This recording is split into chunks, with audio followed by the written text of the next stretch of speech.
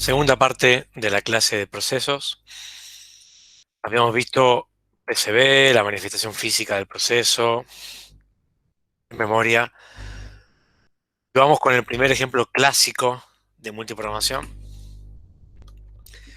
Estos diagramas los vamos a ver con frecuencia, así que para los que están cursando por primera vez, prestad atención. Esto es un diagrama de Gantt y lo usamos mucho para ver cómo se da la multiprogramación cuando hay varios procesos ejecutando en una computadora con una sola CPU.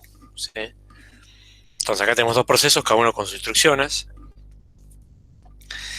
Y vemos un ejemplo típico de cómo podría pasar que ejecuten. ¿Está bien? Supongamos que primero ejecuta el proceso 2, haciendo las instrucciones A y B. Después de ejecutar y pasa a ejecutar el proceso 1, ejecutando sus primeras instrucciones, ¿no? La I y J. Y después cuando vuelve a ejecutar el proceso 2, continúa en la C, ¿no?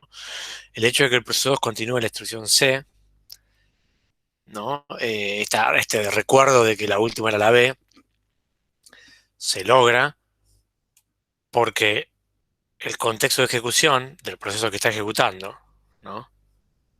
El 2, que dice que el program counter dice que la próxima instrucción era la C, cuando el proceso es interrumpido, es sacado del procesador, ese contexto dijimos que se copiaba adentro del PCB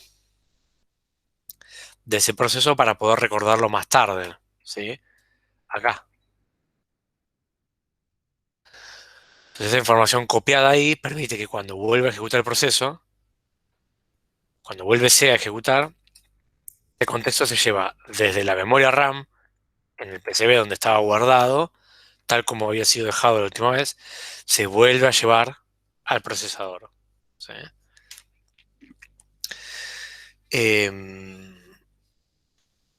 ¿Qué pasó en el medio? Tuvimos al sistema operativo.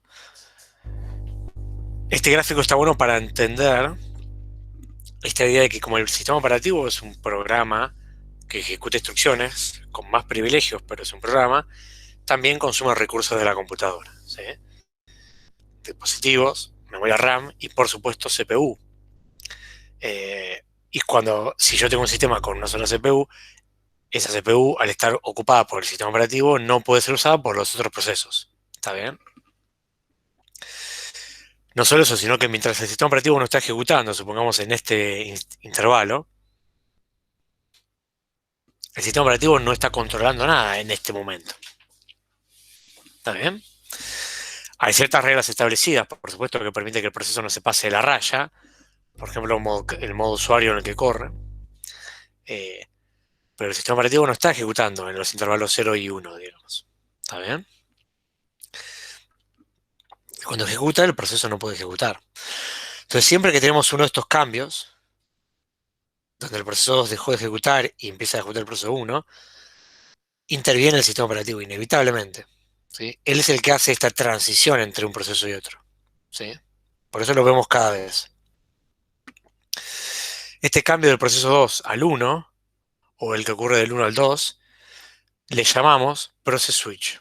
¿Está bien? Cambio de proceso entre uno y otro. Cuando está ejecutando el sistema operativo acá, aparte podemos decir que el modo de ejecución acá es modo kernel. ¿Mm? Mientras que acá, modo usuario. ¿Sí? Lo mismo acá.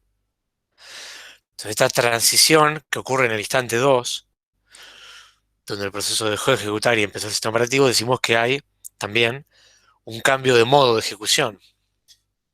¿Ok? De modo usuario a modo kernel. Y acá lo mismo, de modo kernel a modo usuario. Son instantes que nos interesa conocer, a veces preguntamos sobre eso en los parciales, porque son momentos de importancia en el sistema que aparte tienen un costo en la performance. Porque estos cambios de modo implican, como ya aprendimos hoy, copiar el contexto del proceso eh, del procesador a la memoria para que el sistema operativo pueda venir, ¿no? Y después la inversa, ¿no? Restaurar el contexto de ejecución del proceso 1 que había sido guardado en su PCB. Todas estas copias de información y algunos ajustes que hay que hacer toman tiempo. Por más que son por ahí nanosegundos, como esto ocurre todo el tiempo, son pequeños intervalos de tiempo que están ocupados por tareas meramente administrativas. ¿Está bien? Y las tenemos que señalar, está bueno conocerlas, porque mientras más de esas tareas ocurra, peor va a ser para el sistema. Porque más burocracia vamos a tener. ¿Sí? Si bien esa tarea administrativa está cumpliendo una función, no es una función final que el usuario valore, digamos, ¿no? El usuario valora ver la cuenta en su programa de calculadora y el resultado, digamos, ¿no? Todo lo que pasa en el medio es anecdótico y al usuario no le importa. Entonces, esas transiciones, esas ejecuciones son operaciones no útiles desde el punto de vista del usuario, pero necesarias para un sistema complejo donde hay un sistema operativo corriendo y controlando, ¿no? Entonces, consecuentemente, ¿cuál es la relación ideal? Que el tiempo involucrado por el sistema operativo en ejecución y en las transiciones, ¿no? Sea el menor posible. Que esté controlando, administrando, pero no usando demasiado los recursos, porque si usa demasiado los recursos, es menos el tiempo que tienen los procesos. ¿Okay? Creo que después lo vamos a definir, pero por la duda lo digo ahora también. Esta ejecución excesiva de parte del sistema operativo, que hace tareas administrativas, nosotros lo denominamos overhead. No me acuerdo cuál era la traducción en castellano. ¿Te acordás, Fede? ¿Sobre algo? No me acuerdo exactamente. Ahí te confirmo. Seguramente volvamos sobre ese concepto, pero está bueno que ya lo tengan. Bueno, esto pasa todo el tiempo, ¿sí? Y no solo con dos procesos, con cientos o miles. Ciclo de vida de un proceso. ¿Quién los crea? ¿Quién los destruye? ¿Por qué vienen a este mundo? Los procesos son creados por el propio sistema operativo o son creados por iniciativa de otro proceso, aunque este otro proceso que quiere crear un proceso que quiere crear otro no lo hace con plena independencia, ¿no? Tiene la iniciativa de querer crear un proceso, pero se lo termina pidiendo el sistema operativo porque crear un proceso es una tarea que se hace a través de una llamada al sistema. ¿Está bien? Eh,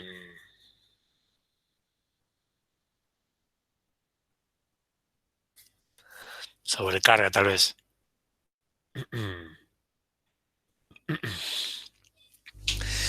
Lo que vos decís, Ezequiel, sobre la CPU ociosa, significa otra cosa. ¿Está bien? Después lo vamos a ver.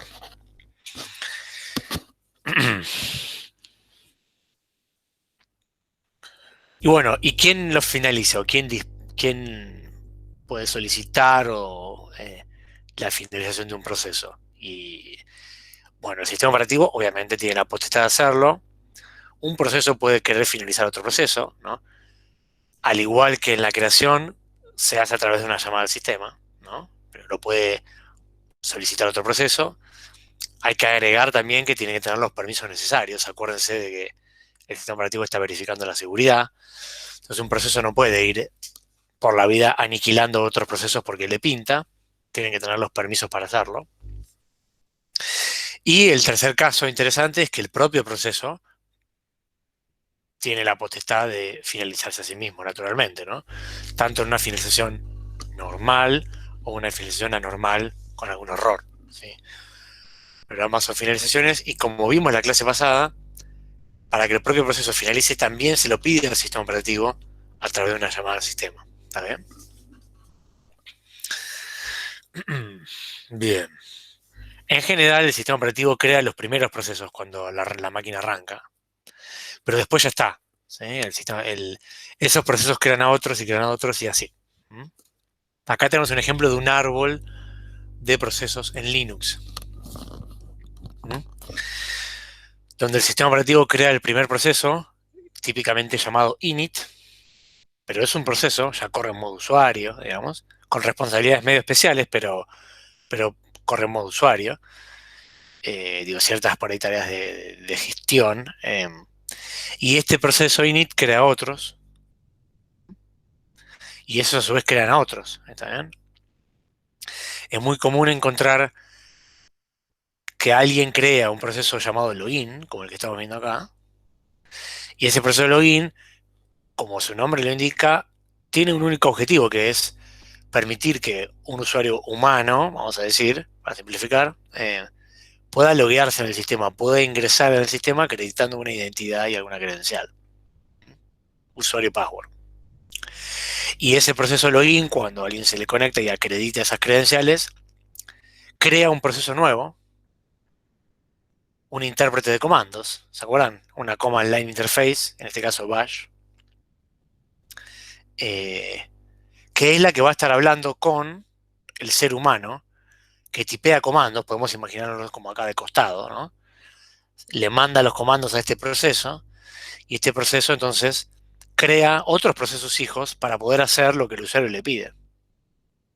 ¿Está bien? Entonces, si yo levanto un editor de texto como Emacs para poder ver un archivo y editarlo, yo le voy a estar pidiendo por comandos a este intérprete de comandos, che, ¿podés por favor ejecutar este programa? Y la única manera que tiene el sistema operativo de hacer algo es creando procesos que hagan algo, como vimos en la definición funcional. Entonces, Bash, siendo un proceso, va a crear otro, que va a ejecutar el programa que yo le pedí. Y de golpe yo voy a estar hablando como usuario con este programa. Y le voy a pedir editar el archivo, guardar, bla, bla. ¿Mm? ¿Estamos bien? Cada proceso tiene su process ID, su ID único. ¿Sí? No se pueden repetir en el sistema. ¿Está bien? Bueno.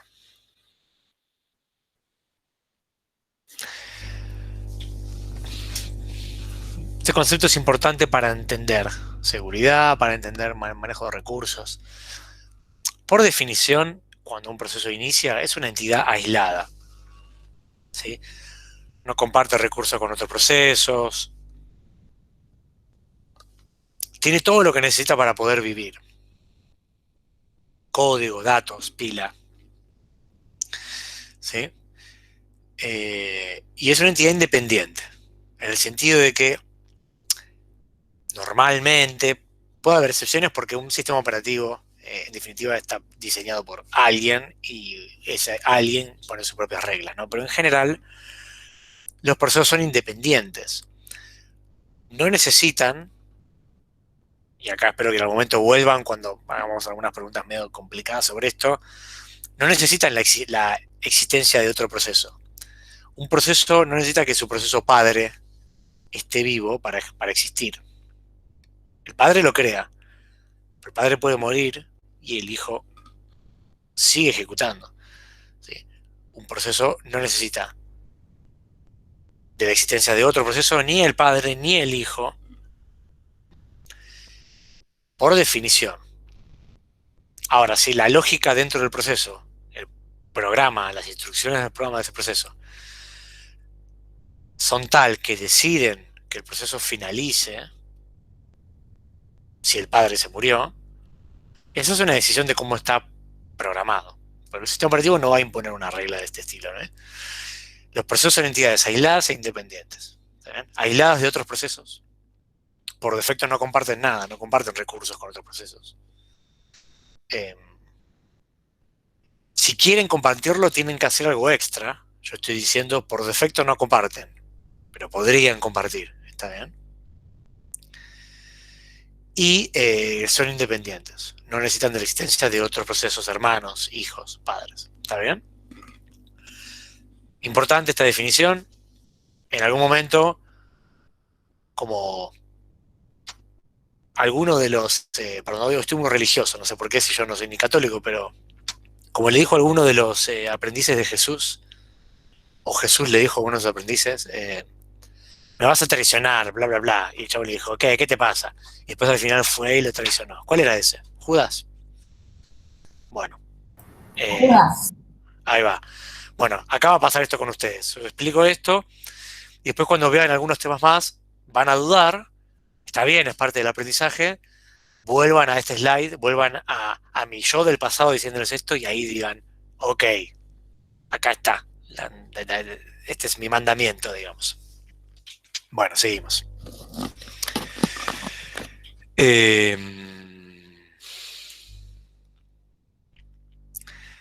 Hay un proceso, un chiste muy conocido que, yo qué sé, que tiene que ver con... ahora ya no es tan así, creo, pero en los 90, principios del año 2000, eh, todos los que empezamos en la computación usábamos Windows como el sistema operativo dominante y creo que lo sigue siendo todavía de una computadora. Y nada, en las primeras versiones de Windows no andaban tan bien, ¿no? En términos de estabilidad, se rompía, ¿no? A veces un programa que estuviera mal programado, por ahí podía terminar tomando los recursos y no soltándolos o haciendo un uso exagerado y eso, como el sistema operativo no implementaba buenas reglas de control, terminaba comprometiendo todo el sistema, ¿no? Eso era común. Y nada, los usuarios de Linux, cuando uno conocía, como que era el chiste de que en Linux eso no pasa, ¿no? Porque tenía un grado de madurez mucho más grande, esa es la realidad. Hoy en día creo eso ya no es una diferencia grande, pero en su momento lo era, ¿no? Entonces es como que se rompía más frágilmente, ¿no? Entonces está este clásico chiste de cómo maneja, se supone que maneja Windows una aplicación, un proceso que no responde, ¿no? Que se quedó colgado, ¿no? Entonces viene ahí el policía y le dice, por favor, estás consumiendo muchos recursos, ¿qué te parece si te podrías matar a vos mismo? Por favor, me puedes escuchar, ¿no? Y el chiste continúa con cómo lo haría Linux, ¿no? Así que será un poco algo que pasaba mucho hace un tiempo, pero hoy en día creo que no. Eh, en Windows ocurría mucho una famosa pantalla azul, ¿no? Ahora no sé de qué color es, o sí, o cómo se ve. Pero Azul. bueno. Azul celestito. Pero no la cambiaron esa, ¿no? O sea, sí, con Windows 10 o el que sea, ahora se hace así. ¿Tenés la pantalla azul cada tanto? La última vez que la vi, que Sí. fue el último año, sí, vi eso. Bueno, bien, fieles a sus orígenes. Bueno, bien. De hecho, perdón, te muestra un QR para que vos vayas y busques el error. Y cuando vas, el error es genérico. Es Ah, genial. pero mirá vos, pero te muestran un QR. Ah, mejoró. Claro. Te muestra tipo el código de error en hexadecimal, OX, arrasa el error, y un QR. Y vos escaneás ese QR y ves el mismo código que está arriba. O sea que la información es casi nula. Hermoso. Pero el azul sigue. Y si te pasa eso, tenés que reiniciar, ¿no? O medio que podés zafar, digamos. La última vez fue un error de un driver mío, así que desconecté el dispositivo, reinicié, anduvo. Pero supongo que sí, que tenés que reiniciar, si no tenés que reinstalar todo. Claro. Sigue siendo muy estable, ¿no? Bueno, mirá vos. Les quería mostrar un ejemplo de Linux para no bardear tanto. Acá está. A ver si carga. Esto. Linux tiene su forma de crashear, ¿no? Es el famoso kernel panic, ¿no? Si en algún momento están viendo una terminal y ven este mensaje al final de todo, que dice kernel panic, listo, fin de la historia. Ahí hay que reiniciar. ¿Sí? Así que ese es el clásico mensaje en Linux. Bueno, volvemos. Proceso ciclo de vida. Diagramas de estados, vamos a ver ahora. ¿Sí?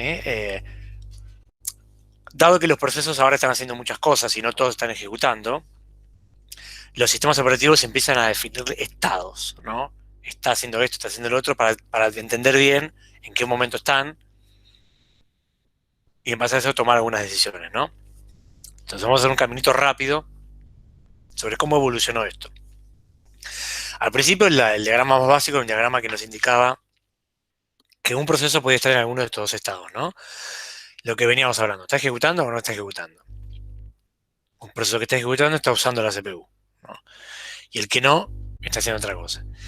Este diagrama se queda muy corto, entonces vamos a un diagrama de 5. Ah, mira, yo me salté el de 3 porque no tenía sentido, claramente. Y un diagrama de 5 estados se parece un poco más a la vida real, ¿sí?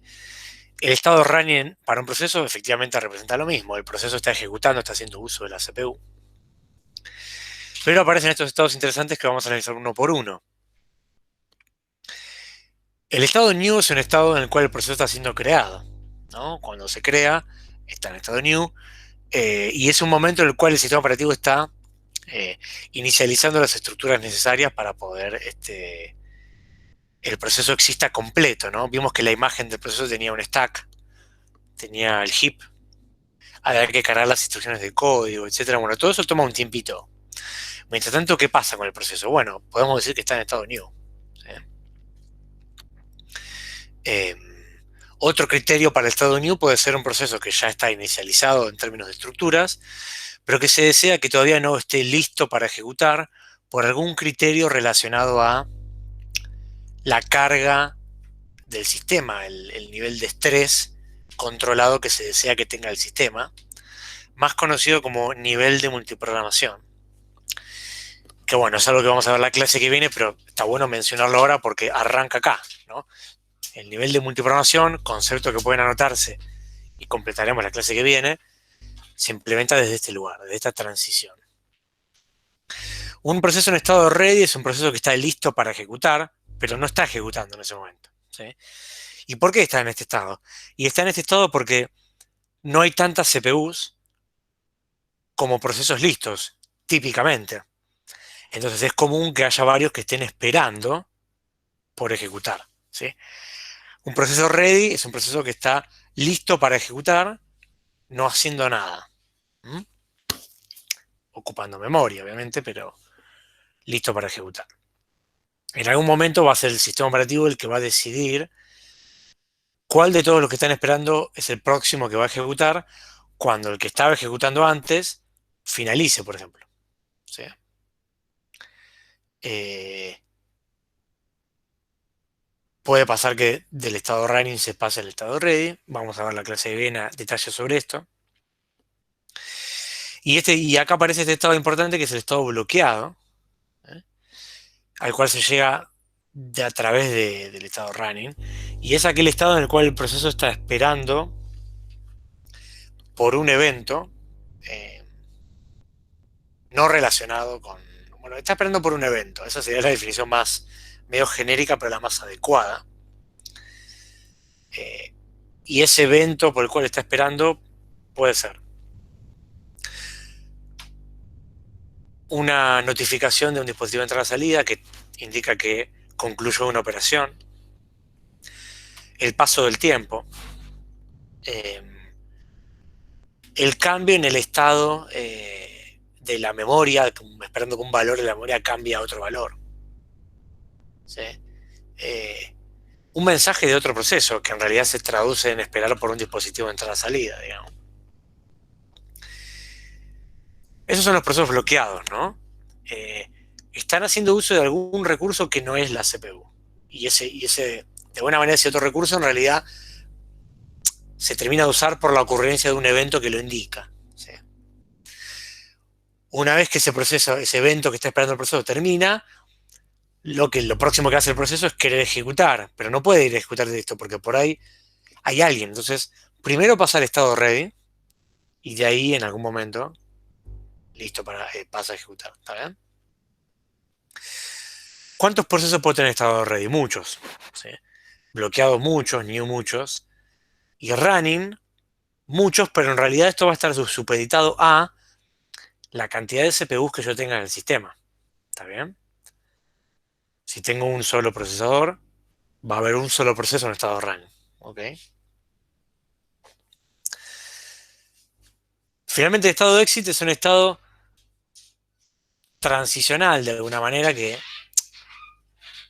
tiene sentido antes de ir al más allá, digamos, ¿no? Porque el sistema operativo suele interesarle dos motivos principalmente.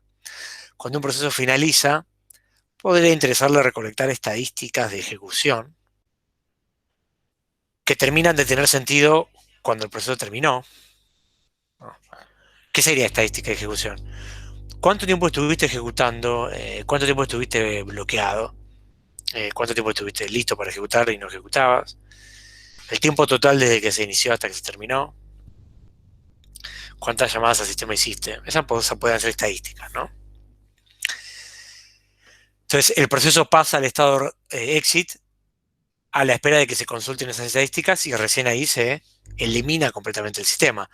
Pero mientras está en estado exit, el proceso existe, ¿sí? Con un detalle.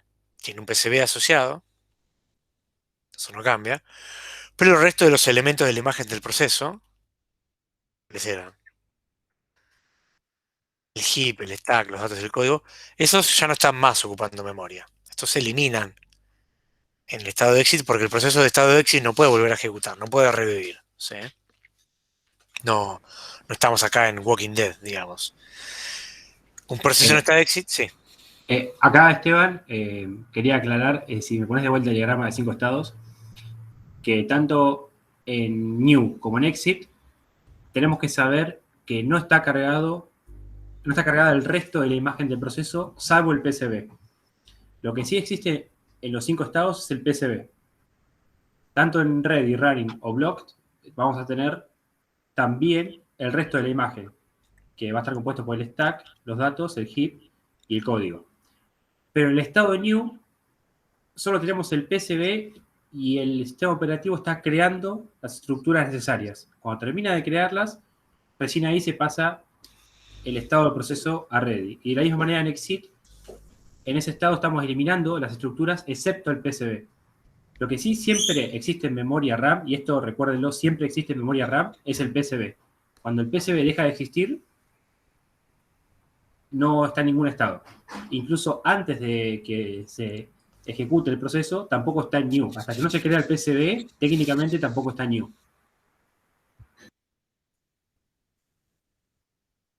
Digo esto porque más adelante es importante saber que la referencia al proceso, digamos, es la existencia del PCB, aunque no esté el resto de la imagen todavía cargada en RAM. Bárbaro. Bueno, bien, entonces estamos explicando un poco estos estados. ¿Qué más podemos decir? Otro uso relacionado pero distinto del estado de éxito, aparte de ver estadísticas de ejecución, tiene que ver con básicamente saber qué pasó con ese proceso. O sea, si pudo concluir con su objetivo o no. Si su terminación fue anormal o normal, ¿no? Por más que parezca medio filosófico, todo proceso está creado en el sistema con un objetivo. Como Neo, que aparece en la Matrix con un propósito, digamos. Cuando ese propósito está cumplido, el proceso normalmente termina, ya está. No hay nada más para hacer, ¿no? Cuando yo le doy cerrar a la aplicación Emacs, ya no quiero editar más el archivo de texto. El propósito está cumplido, el proceso no tiene más motivo para existir, ¿sí? Entonces los procesos típicamente, cuando finalizan, devuelven un código que indica si finalizaron bien o mal. Y ese código puede ser consultado por el proceso padre, que es el que lo creó,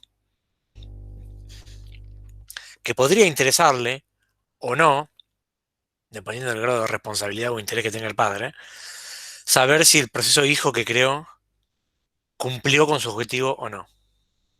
Entonces, ese valor de retorno que todo proceso hijo tiene está pensado para que sea leído por el padre si le interesa, digamos. Tenemos una pregunta de Mauricio. Sí, adelante. Sí, profe. Con respecto a la transición de estados de un proceso, ¿puede un proceso ir de new a exit, por ejemplo? ¿O de ready a exit directamente? Sí, sí. Ok. Está buena la pregunta. A pesar de que no estamos dibujando las transiciones, esto está bueno para anotarlo. Faltan unas transiciones más acá, que son de cualquier estado se puede ir a exit. ¿Sí? ¿Por qué? Porque cualquier proceso puede ser finalizado abruptamente por el sistema operativo o por otro proceso con permisos y no importa el estado en el que está. Así que anótense eso también, por más que no esté acá la transición. ¿Sí? Cualquiera puede saltear e ir a exit. Em, entonces, ese código, volviendo al otro tema, no sé si hay otra pregunta relacionada a esto, si no me dicen, pero volviendo al tema que estaba diciendo que me había quedado una parte, todo proceso que termina,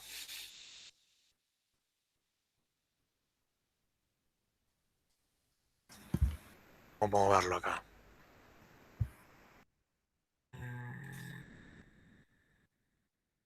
Los ejemplos de la teoría. A ver, un segundo. Acá.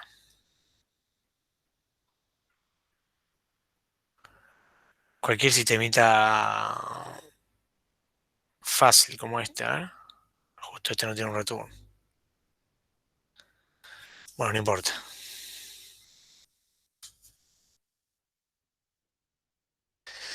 Cuando ustedes en un programa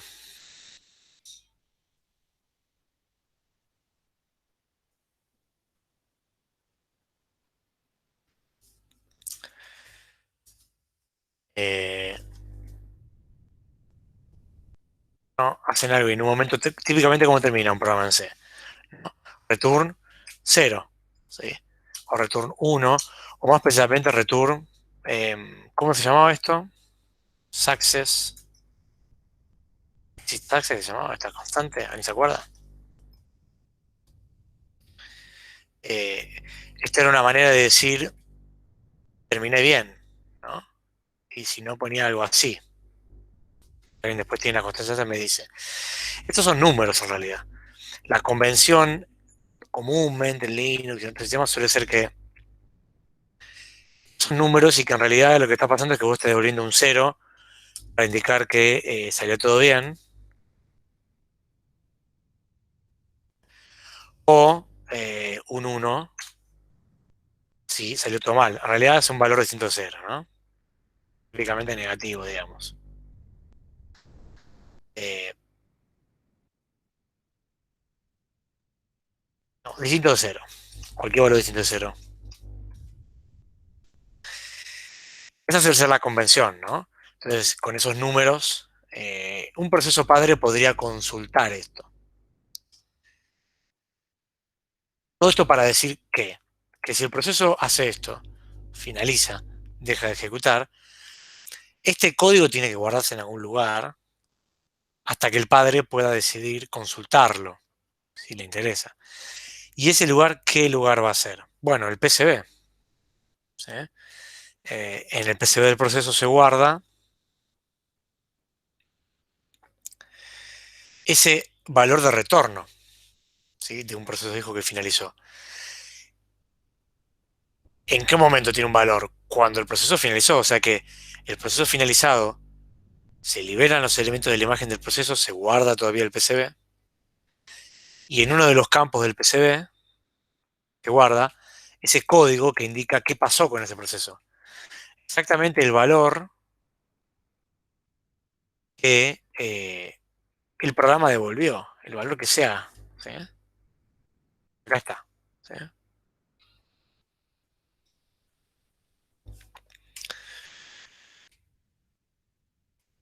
Entonces esos son un poco los dos usos que podemos encontrar de este estado de exit. Estos estados que vamos viendo, como muchos aspectos de la cruzada, ¿no? No se llaman exactamente así en todos los sistemas, ni están todos en todos los sistemas, ¿sí? Vamos a ver después, creo que ahora en Linux algún ejemplo, o más que ahora, probablemente la clase que viene, porque se está haciendo un poquito tarde. Sí, estamos medio cortos de tiempo. Nos queda ver esto, diagrama. Este es el momento del código. Las syscalls, cambio de proceso y esta parte dura, sí.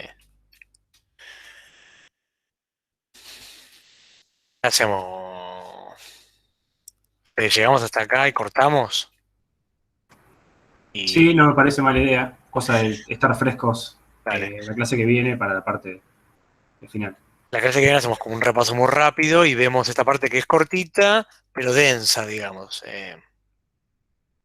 Y la vemos con ejemplos, le dedicamos una buena hora. Listo. Exacto. Y además linkeamos con planificación, que tiene bastante que ver al final. Bien, bien. Bueno, entonces vemos un diagrama más de estados antes de cerrar. Diagrama de 7 estados. Se agregan estos dos que están abajo, ¿sí? Igual que el anterior, pero se agregan estos dos.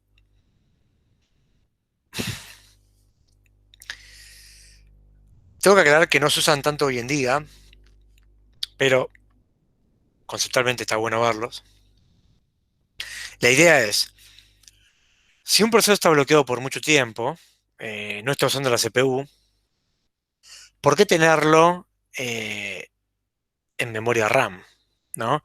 Yo lo tengo bloqueado el proceso, pero los elementos de la imagen siguen ocupando espacio, ¿no? El stack sigue estando en la memoria RAM, el heap, los datos. Pero no está ejecutado el programa, ¿sí? Está esperando un evento. Entonces, el diagrama necesitado lo que propone es sacar ese proceso de la memoria RAM y llevarlo a otro lugar, ¿sí? Ese otro lugar tiene que ser un espacio de almacenamiento secundario que no sea la memoria RAM, típicamente un disco, ¿sí? Y entonces el estado del proceso decimos que deja de estar bloqueado para pasar a estar suspendido. Este sub es de suspendido, suspendido bloqueado, ¿no? Sigue estando el proceso esperando por un evento, pero lo saqué de la memoria RAM. Es como decirle, che, ¿sabes qué? Andate a esperar afuera. No me molestes acá. ¿Qué ventaja tiene eso? Nada, liberé mucho espacio de la memoria RAM para que otro proceso pueda ingresar, ¿sí? Eventualmente, cuando el evento que está esperando ese proceso ocurra, el sistema operativo es el que se va a dar cuenta, entonces lo va a mover de estado, ¿sí? A un estado suspendido listo. Y nada, no puede ejecutar porque toda su imagen, salvo el PCB, acuérdense lo que dijo Fede, el PCB siempre está en memoria RAM, pero el resto de la imagen está en disco, está en otro lugar. No puedo ejecutar las instrucciones. Entonces, hasta que el sistema operativo no lo levante y no lo lleve de vuelta a este estado donde sí está completo, o no, pero lo suficiente para poder ejecutar en la memoria RAM, recién ahí va a poder ejecutar. ¿Está bien? Estos estados, anótense, perdón por hacer tantas menciones al futuro, pero esta materia es un poco así. Dejan de tener sentido cuando tenemos memoria virtual, ¿sí? Lista de cosas que Esteban me pide que anote que no entiendo ahora, pero seguramente voy a entender más adelante. Estos estados suspendidos no tienen sentido, no se usan cuando tenemos el esquema de memoria virtual que veremos en aproximadamente 2 meses. Bueno, creo que estamos, más o menos. Si cortamos acá está bueno porque cortamos más frescos. ¿Alguna duda de lo que hayamos visto hasta acá? ¿Que quieran preguntar? O sea, este meme que es súper gracioso.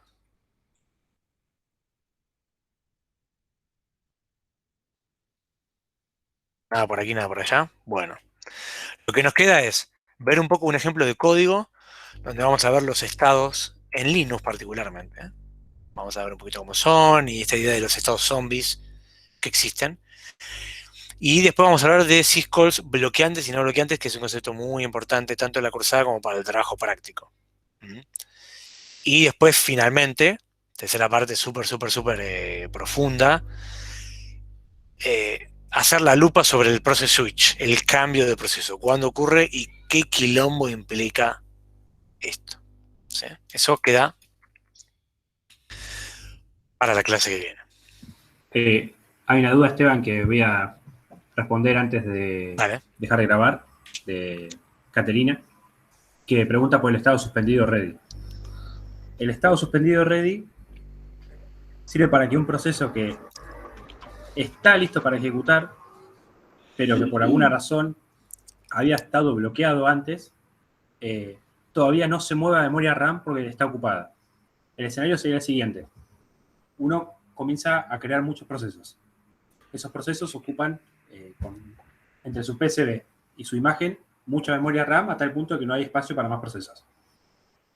El sistema operativo entonces decide pasar a disco aquellos procesos que están bloqueados. Entonces elige, digamos, 4 procesos que están bloqueados por la espera de una entrada-salida, de un evento de entrada-salida, y esos procesos pasan a disco.